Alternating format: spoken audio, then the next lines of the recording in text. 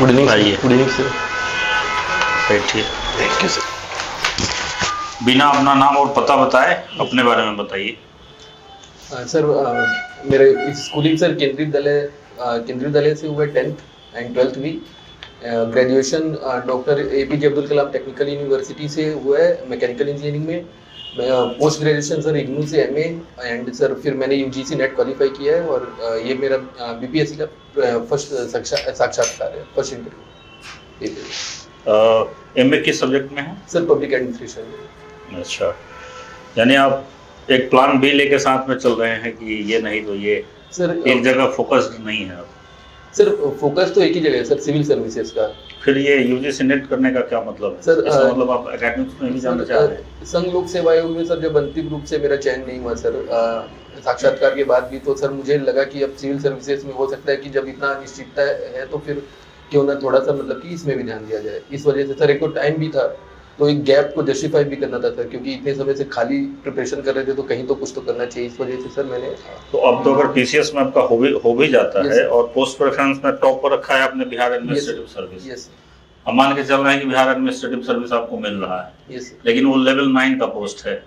अगर आप एकेडमिक्स में जाते हैं तो लेवल 10 से शुरू होता है, असिस्टेंट प्रोफेसर।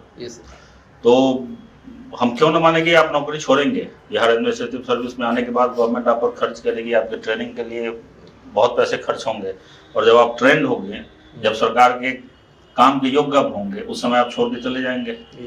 ऐसा सर नहीं होगा, क्योंकि मेरा एडमिनिस्ट्रेशन में जाना ही फर्स्ट प्रायोरिटी है। मैंने अपना पूरा ग्रेजुएशन सर देख सकते हैं कि 2015 में ग्रेजुएशन हुआ था। उसके बाद मैं इतना समय इसीलिए दिया हूँ, अपना पेशेंस इसीलिए दिखाया हूँ क्योंकि मैं एडमिनिस्ट्रेशन में जाके अपने तरफ से कुछ कंट्रीब्यूट करना चाहता हूँ। वही मेरा फर्स्ट प्रायोरिटी है सर। MA कहाँ से किया आपने? सर इग्नू से। इग्नू से? इग्नू से क्यों किया? सर प्रिपरेशन फेज था तो सर डायरेक्ट कॉलेज डेली जाने आने में सर टाइम का मैनेजमेंट मुश्किल होता है। इस वजह से सर ये ओपन यूनिवर्सिटी है, बहुत फ्लेक्सिबल होता है, अपने घर के पास भी सेंटर ले सकते हैं, तो घर के पास से रह के प्रिपरेशन ना इफेक्ट हो, इसके वजह से सर इग्नू से। कब एस्टैब्लिश हुआ था इग्नू?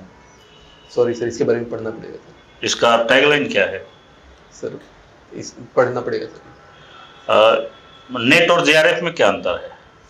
सर JRF में सर उसमें सर आपको अगर गवर्नमेंट की स्कॉलरशिप लेनी है सर, तो इस वजह से सर JRF क्वालिफाई होना चाहिए सर। अगर आप हम लोग उसमें PhD में एडमिशन लेते हैं और गवर्नमेंट की स्कॉलरशिप के साथ में सर उसमें चाहिए, तो सर JRF क्वालिफाई होना चाहिए। और सिर्फ आपको असिस्टेंट प्रोफेसर के लिए सर एलिजिबल होना है और सिर्फ PhD करना है नॉर्मल कॉलेज से विदाउट गवर्नमेंट सब्सिडी, तो सर उसके लिए सर ये होता है नेट। तो आप रिसर्च के लिए कहीं एनरोल हो चुके हैं या नहीं? नहीं सर, बस वही सर। पब्लिक एडमिनिस्ट्रेशन आपका ऑप्शनल सब्जेक्ट भी है? यस। क्या होता है पब्लिक एडमिनिस्ट्रेशन? सर बहुत वाइडर टर्म है, लेकिन अगर वुड्रो विल्सन की बात करें तो सर वो ये बोले थे कि most visible part of government in action is known as public administration. की गवर्नमेंट जो भी करती है from peon to clerk to highest level of executive, सारा कुछ एक्शन जो गवर्नमेंट पब्लिक के वेलफेयर के लिए होता है, पब्लिक के लिए होता है, उसे पब्लिक एडमिनिस्ट्रेशन बोलते हैं। तो पब्लिक एडमिनिस्ट्रेशन और प्राइवेट एडमिनिस्ट्रेशन दोनों में क्या अंतर है, या दोनों एक ही है? नहीं सर, दोनों में अंतर है सर। जो पब्लिक एडमिनिस्ट्रेशन होता है सर, इसमें जो मोटो होता है सर वो सिटीजन के लिए सिटीजन ओरिएंटेड होता है, और जो प्राइवेट एडमिनिस्ट्रेशन होता है सर वो प्रॉफिट ओरिएंटेड होता है, वो अपने क्लाइंट को सर्व करता है, और इसे गोल सर हमेशा प्रॉफिट मोटिव रहेंगे और इसे गोल हमेशा वेलफेयर रहते हैं सर। और जो वो हमेशा एफिशिएंसी की बात करेगा सर प्राइवेट एडमिनिस्ट्रेशन, और पब्लिक एडमिनिस्ट्रेशन सर एफिशिएंसी की जगह इक्विटी और इक्वालिटी और ये सब की भी बात करता है, सोशल इथोस की। ये सारे गुण जो आप बता रहे हैं प्राइवेट एडमिनिस्ट्रेशन का, उनको सबको कॉपी कर रहा है पब्लिक एडमिनिस्ट्रेशन। यस सर, वो तो सर जैसे ये एक नया आया, प्राइवेट एडमिनिस्ट्रेशन पब्लिक के वेलफेयर के लिए काम नहीं करता है, ऐसा आप कैसे कर? बहुत सारे ऐसे उदाहरण मैं दे सकता हूँ जो पब्लिक वेलफेयर में ही वो काम कर रही है वो कंपनी। हाँ सर, लेकिन जो प्राइवेट एडमिनिस्ट्रेशन होता है, लेकिन लार्जली वो प्रॉफिट मोटिव पे काम करता है। और जो हम लोग सिविल एडमिनिस्ट्रेशन में या पब्लिक एडमिनिस्ट्रेशन में जो प्रॉफिट, वो जो प्राइवेट पब्लिक एडमिनिस्ट्रेशन में प्रॉफिट के लिए भारत सरकार की जो ONGC है या बहुत सारी कंपनियां हैं, स्टेट बैंक ऑफ इंडिया का उदाहरण ले लीजिए। हाँ सर, यही हम लोग, इनका भी मोटिव है प्रॉफिट कमाना। हाँ सर, जब हम लोग यही देखे, जब एडमिनिस्ट्रेशन अच्छे से काम नहीं कर पा रही थी, उनमें बहुत करप्शन या फिर इनएफिशिएंसी आ रही थी, तो जो भी प्राइवेट सेक्टर के जो अच्छे प्रिंसिपल्स हैं, जैसे कि कैसे हम एफिशिएंसी ला सकते हैं और कैसे सिस्टम को बहुत अच्छा किया जा सकता है, उसके लिए हम लोगों ने बहुत सारे प्राइवेट एडमिनिस्ट्रेशन के सर फीचर्स को अडॉप्ट किए, जैसे एमओयू सिस्टम हो गया पब्लिक सेक्टर एंटरप्राइज में, ये सब आए गए जिससे हम लोग एडमिनिस्ट्रेशन अच्छा कर सके। उसका मोटो लेकिन हमेशा से यही रहेगा कि सर वो वेलफेयर ओरिएंटेड रहे, भले हम लोग उसको एफिशिएंसी के लिए करें, लेकिन हमारा मोटो हमेशा सर पब्लिक में पब्लिक ओरिएंटेड ही रहता है सर, सोशली। एनपीएम का क्या मतलब होता है सर? एनपीएम सर ये पब्लिक एडमिनिस्ट्रेशन में न्यू वेव था एक 1992 में, उनके डेनहार्ट एंड डेनहार्ट थे, उनके रिसर्च पे आया था और ऑसबोर्न के भी रिसर्च पे आया था। इसमें ये था कि सर जो भी हमारे पब्लिक सेक्टर वो जो भी पब्लिक सेक्टर जो कंपनीज है या गवर्नमेंट एजेंसीज है, उसमें सर मैनेजरियलिज्म को फॉलो किया गया, जिसमें ज़्यादा से ज़्यादा उनको ऑटोनॉमी दी गई जिससे वो बहुत अच्छा परफॉर्म कर सके। जैसे सर पीएसयूज में भी उसी के बाद ही एमओयू सिस्टम लेके आया गया और इसी के बाद सर एफिशिएंसी पर ज़्यादा ध्यान दिया गया उसमें। सर कॉन्ट्रैक्टिंग आउट भी जो उसी में ही है कि हम लोग कैसे कॉन्ट्रैक्टिंग आउट करके हम लोग कैसे पब्लिक एडमिनिस्ट्रेशन को बेहतर बना सकते हैं, ये सब। पब्लिक एडमिनिस्ट्रेशन और पॉलिटिकल साइंस में क्या अंतर है? Sir it can be said कि ये जो है sister discipline of political science है, लेकिन पॉलिटिकल साइंस में मेनली फोकस होता है सर स्टेट के मॉडल्स पे, वेलफेयर के मॉडल्स पे, जो सोशल मॉडल पे होता है। पब्लिक एडमिनिस्ट्रेशन में सर ये अबाउट एडमिनिस्ट्रेशन भी है, इसमें सर हम थोड़ा बहुत मैनेजमेंट का भी पढ़ते हैं, जैसे पोस्ट कॉर्प टेक्निक्स हो गया, एडमिनिस्ट्रेटिव इंप्रूवमेंट की टेक्निक्स हो गए। क्या है POSDCORB? Sir POSDCORB planning, organising, staffing, decision making, coordinating, renumeration, ये सब सर जो टेक्निक्स है, ये टेक्निक्स ऑफ एडमिनिस्ट्रेटिव। किसने किनका ये दिया हुआ टर्म है POSDCORB? Sir at present recall करने में थोड़ी मुश्किल हो रही है, मैं इसको पढ़ूंगा जाके, लेकिन ये जो डाइकोटोमी का सिद्धांत किनका दिया हुआ? सर ये वुडरो विल्सन के द्वारा दिया गया था सर। कब दिया था उन्होंने? सर इनका एक रिसर्च पेपर था एसे ऑफ एडमिनिस्ट्रेशन में, जो कि 1887 में वुडरो विल्सन ने दिया सर, वो अपने एसे में sir, the science of administration. FW Taylor के बारे में आप कुछ बता सकते हैं? पढ़ा है आपने? यस सर, एफडब्ल्यू टेलर ने सर मनुष्य को उन्होंने क्या माना है एफडब्ल्यू टेलर ने? सर वो मनुष्य को कॉग इन अ मशीन माना है सर, कि जैसे कि अगर हम लोग वो सिर्फ मैन को इकोनॉमिक मैन के हिसाब से देखें कि अगर हम लोग उनको सिर्फ इंसेंटिव देंगे तो प्रोडक्टिविटी बढ़ेगी, और उन्होंने इग्नोर कर दिया सर सोशल एस्पेक्ट पे कि हम लोग सिर्फ एक मशीन नहीं है, हम लोग नॉन मॉनेटरी टर्म से भी हम लोग मतलब मोटिवेट होते हैं, सिर्फ उसमें मोटिवेशन पे सिर्फ मनी एस्पेक्ट नहीं होता है। तो मशीन को ह्यूमन को कॉग इन अ मशीन के तरीके उन्होंने माना, इस वजह से सर उनको क्रिटिसाइज किया गया, वो क्लासिकल थिंकर के पास। विद्वानों का एक समूह एफडब्ल्यू टेलर के विरोध में खड़ा हुआ, यस, और उन सब ने एक सिद्धांत दिया, यस। उसको क्या बोलते हैं, क्या नाम है उस सिद्धांत का? सर जैसे पहले जितने भी क्लासिकल थे, उसके बाद सर बिहेवियरल थिंकर आए, जिसमें हर्बर्ट साइमन हो गए, क्रिस एग्रिस हो गए, मैग्रेगर हो गए, लिकट हो गए, ये बिहेवियरल थिंकर थे। फिर उसके बाद सर एल्टन मेयो, ये सब जब आए तो ये ह्यूमन बिहेवियर, ह्यूमन अप्रोच लेके। एल्टन मेयो के सिद्धांत का क्या नाम है?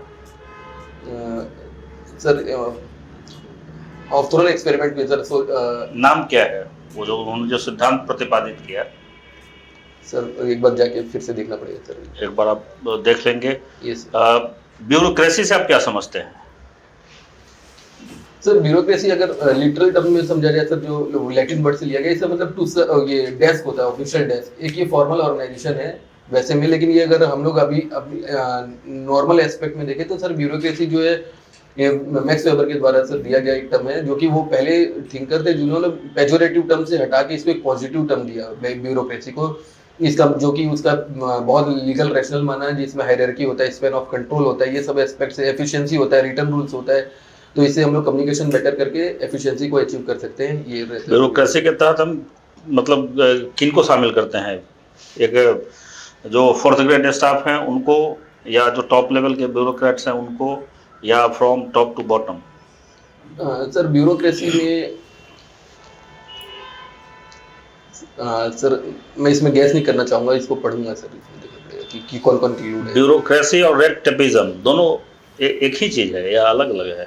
नहीं सर, ब्यूरोक्रेसी का सर ये वन ऑफ द क्रिटिसिज्म है कि रेड टेपिज्म है। ब्यूरोक्रेसी में रेड टेपिज्म होता है, जिसकी वजह से कई सारे प्रोजेक्ट डिले होते हैं और बहुत सारी दिक्कतें आती है, उसको रेड टेपिज्म का नाम दिया गया, उनकी क्रिटिसिज्म।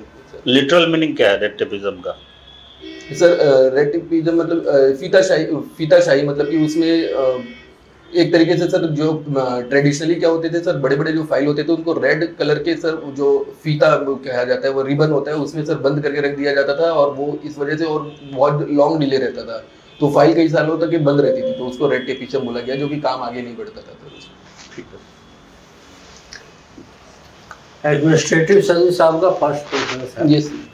अगर आप एडमिनिस्ट्रेटिव सर्विस के लिए अगर चयन किए जाते हैं Yes, सही पोस्टिंग यस तो आपका की प्रायोरिटी क्या होगी उस जिले के लिए, किसी भी जिले के लिए, बिहार के लिए? यस सर पहला सबसे most of the important priority में मेरा ये रहेगा सर कि इसमें जो एजुकेशन के ऊपर सर सबसे ज़्यादा ध्यान देना रहेगा, क्योंकि यही फंडामेंटल लाइफ होता है, जो फंडामेंटल थिंग होता है जो लाइफ को सर आगे के लिए लेके जाता है। और सर दूसरा जो रहेगा सर इसमें जो है ये कि लॉ एंड ऑर्डर में सर अभी भी हम लोग जो बहुत सारे इशू फेस करते हैं सर, तो उसमें थोड़े से विद द हेल्प ऑफ जो डिस्ट्रिक्ट डीएसपी होगा या एसपी होगा उनकी हेल्प से सर कोशिश करूंगा कि वहाँ पर लॉ एंड ऑर्डर अच्छे से करूँ। और 3 एक और सर थर्ड में सोचूं सर वही सर वुमेन पे, डेफिनेटली सर वुमेन पे हम लोगों को ध्यान देना पड़ेगा, जिससे हम लोग एटलीस्ट 50% जो जनता है सर अनएम्प्लॉयमेंट बिहार में जो है उसको किस रूप में देखते हैं? सर अनएम्प्लॉयमेंट एक समस्या है जिसमें सर हम लोग को स्किल डेवलपमेंट पे काम करने की बहुत ज़्यादा ज़रूरत है। हम लोग बहुत ही ज़्यादा मेधावी अनएम्प्लॉयमेंट यहाँ की एक बड़ी समस्या में है या नहीं? सर है, डेफिनेटली है सर, बड़ी समस्या है। जो यहाँ से माइग्रेशन हो रहा है यस सर, इसके लिए अनएम्प्लॉयमेंट, तो आपके टॉप 3 जो प्रॉब्लम्स है उसमें अनएम्प्लॉयमेंट नहीं है? सर उसमें जो मेरा फर्स्ट सर प्रायोरिटी है एजुकेशन सर। अगर एजुकेशन बहुत अच्छे से देंगे तो सर कौन सा प्राइमरी एजुकेशन, हायर एजुकेशन, किस एजुकेशन सर जो भी मुझे रेस्पॉन्सिबिलिटी मिलेगा मोस्टली तो सर मेरा फोकस रहेगा सर कि बेसिक बच्चों का अच्छा रहे, तो मैं तो कोशिश करूंगा कि sir primary education most important हो, क्योंकि लोग प्राइवेट स्कूल पे ज़्यादा भरोसा कर रहे हैं और सरकारी स्कूल पे कम भरोसा कर रहे हैं। तो मेरा तो ये रहेगा सर प्राइमरी एजुकेशन से लेके फिर उसके बाद भले ऊपर में लेके चले जाए, लेकिन एजुकेशन एक अच्छा होगा तो सर हम लोग रोक सकते हैं। मुझे ऐसा लगता है कि सर माइग्रेशन को भी रोक सकते हैं और ट्रस्ट डेफिसिट जो है। इंडस्ट्रियलाइजेशन के लिए क्या जो है दिक्कतें हैं यहाँ पे? सर इंडस्ट्रियलाइजेशन के लिए सबसे बड़ी दिक्कत है कि सर वही सर इधर जो बहुत ज़्यादा पहले तो ये था कि सर हम लोग को लैंड एलोकेशन में दिक्कत आती है। हम लोग इंडस्ट्रीज को चाहिए कि उन लोगों को स्किल्ड वो मिले सर, लेबर मिले, तो स्किल्ड लेबर की भी सर समस्या है। फिर यहाँ पर सर थोड़ा सा क्रोनी कैपिटलिज्म भी है, तो जिसकी वजह से सर बहुत ज़्यादा ट्रस्ट डेफिसिट, कई सारे सर जैसे कि राजभरी कंपनी का सर जो था औरंगाबाद में बहुत अच्छा सा सर प्लांट 30 औरंगाबाद में नहीं सर किशनगंज में टी कल्टीवेशन का, लेकिन वो बंद हो गया क्योंकि उन लोग वहाँ पर लॉ एंड ऑर्डर का भी बहुत ज़्यादा समस्या था सर। तो जो लॉ एंड ऑर्डर का समस्या है तो और ईज ऑफ डूइंग बिजनेस पे हम लोग को फोकस करके सर इसको बढ़ाना पड़ेगा। तो लॉ एंड ऑर्डर यहाँ पर इंडस्ट्रियलाइजेशन के लिए किस हद तक जिम्मेदार है? Sir law and order one of the challenges है सर, सिर्फ लॉ एंड ऑर्डर ही नहीं सर, उसमें बहुत कुछ बाकी एस्पेक्ट भी है, लेकिन law and order to some extent sir ये भी आपने कहा कि लॉ एंड ऑर्डर की वजह से वहाँ बंद हो गया इंडस्ट्री, और क्या वजह है जो इंडस्ट्रियल ग्रोथ नहीं हो रहा है?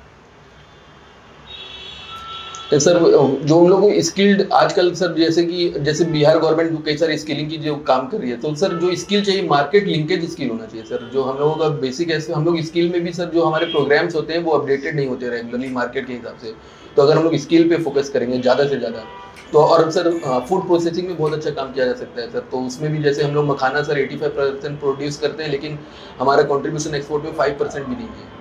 तो सर यही है कि हम लोग प्रोडक्शन पे जो फोकस नहीं करके, प्रोडक्शन तो हो रहा है सर, हम लोग प्रोसेसिंग पे फोकस नहीं कर रहे हैं, तो इसे इन्वेस्टमेंट सर रुक रहा है, जिसको हम लोग को प्रमोट करना चाहिए। बाढ़ग्रस्त एरिया जो नॉर्थ बिहार है, यस सर, वहाँ पर रोजगार सृजन के लिए क्या किया जा सकता है? सर क्या फ्लड के लिए सर? सॉरी सर, एक बार रोजगार सृजन के लिए वहाँ पर एम्प्लॉयमेंट के लिए सर सबसे पहले तो सर हम लोग उसमें कर सकते हैं, पहले तो इंजीनियरिंग डिजाइन को यूज करके सर हम लोग बाढ़ को पहले तो इंटरलिंकिंग कर सकते हैं सर। उसमें बहुत सारे सर इंजीनियरिंग डिजाइन का यूज होगा, तो उसमें इंटरलिंकिंग ऑफ रिवर करेंगे तो सर जो भी वाटर डेफिशिट रीजन है उससे सर सरप्लस रीजन को हम लोग भरपाई कर देंगे सर। सेकंड चीज उसमें भी एम्प्लॉयमेंट जनरेशन होगा। फिर इंजीनियरिंग का जो अभी बीजी राम जी बिल आया सर, उसमें भी बोला गया कि हम लोग उसमें भी जो एसेट क्रिएशन है उस पर ध्यान देंगे। तो उसमें बहुत बड़े बड़े हम लोग एसेट बना सकते हैं, रिजर्वायर बना सकते हैं, जिससे हो सके उस रिजर्वायर पे सर हम लोग फिर मखाना कल्टीवेशन या फिश कल्टीवेशन या फिर एक्वाकल्चर कर सकते हैं, जिससे लोकल लोगों को सर बूस्ट मिले। तो इससे हम लोग इकोनॉमी और डेवलपमेंट दोनों करवा सकते हैं। आप जो है पोस्टेड है किसी जिले में, और अचानक रात को जो है सूचना आपको मिली कि तटबंध टूट गया, पानी जो है गाँव में घुस रहा, पहला प्रायोरिटी क्या होगा, पहला काम क्या करेंगे? सर फर्स्ट प्रायोरिटी में ये जितने भी सर लोकल एनजीओ है, सिविल सोसाइटीज है या फिर मेरे डिपार्टमेंट के लोग होंगे, जो भी एनडीआरएफ की टीम होगी, सबसे पहले सर मेरा फर्स्ट प्रायोरिटी होगा कि वहाँ के लोगों का जान की नुकसान सबसे कम हो और उनको भेज के जितने भी वल्नरेबल सेक्शन है, जैसे बूढ़े वृद्ध हो गए, बच्चे हो गए या फिर महिलाएं हो गई, उनके सर लाइफ की सिक्योरिटी और उसके साथ साथ जितना भी मैं लाइफ बचा सकूँ, चाहे मैन हो, ह्यूमन हो या फिर सर एनिमल हो, इसके भी सर उसको लाइफ को सेव करना मेरा फर्स्ट प्रायोरिटी रहेगा। उसके बाद सर मिटिगेशन एफर्ट्स और उनको बचाने का सर काम करें। एक भीड़ है, उन्मादी भीड़ है, लोग जो है यह है उन्मादी है, आपके जो है किसी हिस्टोरिकल इस पर जो है वहाँ पर चढ़ना चाहती है, पहुँचना चाहती है, कब्जा करना चाहती है। आप वहाँ पर हैं एडमिनिस्ट्रेशन में, क्या करेंगे रोकने के लिए, क्या करेंगे उसको मैनेज करने के लिए, क्या करेंगे? सर मैं आज क्योंकि किस पोजीशन पे उन्मादी भीड़ है, विधानसभा में घुसना चाहती। नहीं सर, मेरा डेजिग्नेशन क्या है उस समय सर? एडमिनिस्ट्रेटिव अफसर है, एसडीओ है। हाँ, तो सर उसमें मैं जो लोकल एसपी होगा या फिर जो भी लोकल पुलिस ऑफिशियल होंगे उसको सबसे पहले बुला के सर मैं उनसे बोलूंगा कि ये जो भीड़ को है उनका आपको रेस्पॉन्सिबिलिटी है कि इनको ज़्यादा जल्दी से जल्दी कंट्रोल किया जाए। थोड़ा बहुत कोशिश करूंगा कि उन लोगों को कन्विंस किया जाए, उनका डिमांड सुना जाए कि क्यों, आखिरकार उसका रीज़न क्या है। अगर फिजिबल रीजन रहेगा तो मैं उनसे उनका ट्रस्ट हासिल करके बोलूंगा कि आप लोग का जो भी कंसर्न है जरूर डिपार्टमेंट सुनेगा या फिर हम लोग गवर्नमेंट से बात करेंगे।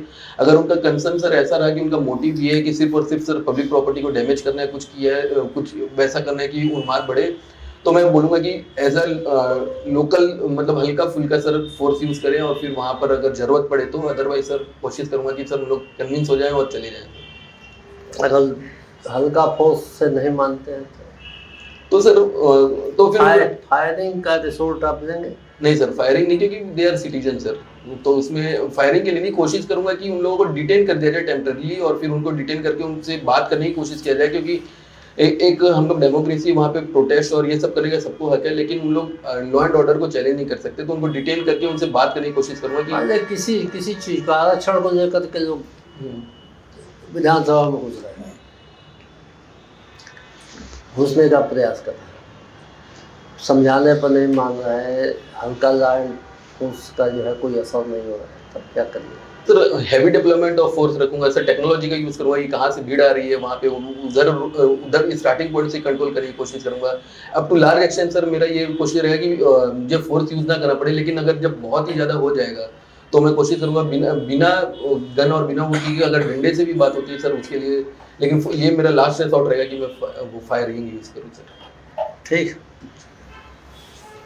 आप मैकेनिकल इंजीनियर, यस, आपने कैड पे काम किया होगा सर। किस पे? कैड कैड सर, अच्छा डिजाइनिंग सर। हाँ, डिजाइनिंग सर फुल फॉर्म क्या है? सर इसका फुल फॉर्म होता है computer aided design sir. Sharing force क्या है सर? मैं काफी समय पहले किया था सर, अभी किया। एंट्रोपी क्या है sir? Sorry sir, first question में सुन नहीं पाया था सर। एंट्रोपी क्या है? Entropy sir degree of randomness जो बोलते हैं सर, वो होता है जैसे कि हम लोग कभी भी कोई भी एनर्जी कन्वर्ट करते हैं तो कुछ ना कुछ एनर्जी सर वो हम लोग 100% कन्वर्ट नहीं कर पाते हैं और वो जो रह जाती है एनर्जी उसको एंट्रोपी बोलते हैं। इसीलिए बोलते हैं सर सिस्टम में एंट्रोपी बढ़ते जा रही है लगातार।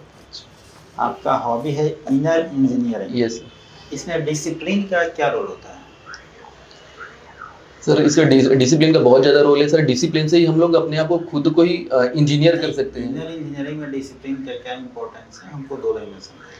सर डिसिप्लिन से ही सर हम लोग इनर इंजीनियरिंग को सर हम लोग जी सकते हैं। डिसिप्लिन के बिना सर वो हम लोग फॉलो ही नहीं कर सकते इनर इंजीनियरिंग, क्योंकि उसमें डिसिप्लिन एक one of the important aspect है कि हम लोग चित्त शक्ति मेडिटेशन करें, अपने आप को समय दें और ज़्यादा से ज़्यादा सर हम लोग ब्लिसफुल रहने की कोशिश करें। उसमें डिसिप्लिन के बिना सर ये पॉसिबल नहीं है। अच्छा, inner engineering yes personality development से कैसे डिफर है? दोनों में अंतर क्या है? Sir personality development generally sir जो लिया जाता है वो हम लोग प्रोफेशनल टर्म में लिया जाता है कि हम लोग कैसे अपनी पर्सनैलिटी को निखार के हम लोग मार्केट में कितना एम्प्लॉयबिलिटी या फिर मार्केट में हम कैसे अपने आप को सुधार करके अपने आप को कैसे पेश कर सकते हैं। इनर इंजीनियरिंग सर ये इनर जो है इनर ब्लिसफुल रहने का तरीका है, जिसमें बाहर के एक्सटर्नल एनवायरनमेंट हम लोगों को प्रभावित नहीं करते और हम अपने लोग सही ढंग से हम अपने आप को कंडक्ट कर सकते हैं। तो ये इनर प्रोसेस है। एक आम आदमी को लेमैन टर्म में समझाना हो, आप कौन कौन से स्टेप उठाइएगा समझाने के लिए? दो तीन स्टेप। इनर इंजीनियरिंग का सर सबसे पहले उससे ये कहना पड़ेगा कि आप जो है डेली जो 10 मिनट्स जो है अपने आप को दीजिए, अपने बारे में सोचिए कि मुझे कहाँ पर रिएक्ट नहीं करना चाहिए था, कहाँ पर करना चाहिए था। दूसरा एस्पेक्ट है सर, हम लोग जो है कि इसमें चित्त शक्ति मेडिटेशन करते हैं, जिसे 21 मिनट का होता है, उसको करना चाहिए सर। तीसरा ये होता है, उसमें कुछ चीज़ ये होती है जैसे कि बोलते हैं just focus on controlling the controllables, कि हम लोग उस पर दिया जाता है। फोर्थ है सर, जैसे कि ये डिफरेंस भी इसमें क्लियर हो जाए कि जैसे रिलीजियसली ये बोला जाता है सर कि सब एवरीथिंग इज माया, तो इस वजह से हम लोग को बहुत ज़्यादा सबके बारे में नहीं सोचना चाहिए। लेकिन इनर इंजीनियरिंग भी बोलता है कि सर हम लोग अगर 100% सब में देंगे तो will not worry about the result. Thinking का भी कुछ रोल होता है क्या इसमें? हाँ सर, चित्त शक्ति मेडिटेशन में सर थिंकिंग का होता है, उसमें हम लोग जितना ज़्यादा पॉजिटिव हो सकता है उतना सोचते हैं कि हमारा लॉन्ग टर्म गोल क्या होना चाहिए, शॉर्ट टर्म गोल क्या होना चाहिए। तो और उसमें हम लोग को वो गोल के साथ साथ हमको ये सोचना रहता है कि वो हम लोग अचीव कर चुके हैं। इसलिए कोई बुक है जो आपने पढ़ा हो? ये सर इनर इंजीनियरिंग बुक ही है सर, सदगुरु जी का वो बुक ही मैं वो बुक भी पढ़ा हूँ मैं। Yes sir. ठीक है, आपने यूजीसी नेट निकाला है जिसको एनटीए संस्था यस सर। यस। एनटीए कब बना sir? Exact year sir remind नहीं कर पा रहा हूँ सर, लेकिन ये रिसेंटली कॉन्स्टिट्यूट हुआ है सर, ज़्यादा पुराना नहीं है। अच्छा, इसके चेयरमैन अभी कौन है? सॉरी सर, इसके बारे में पढ़ना पड़ेगा।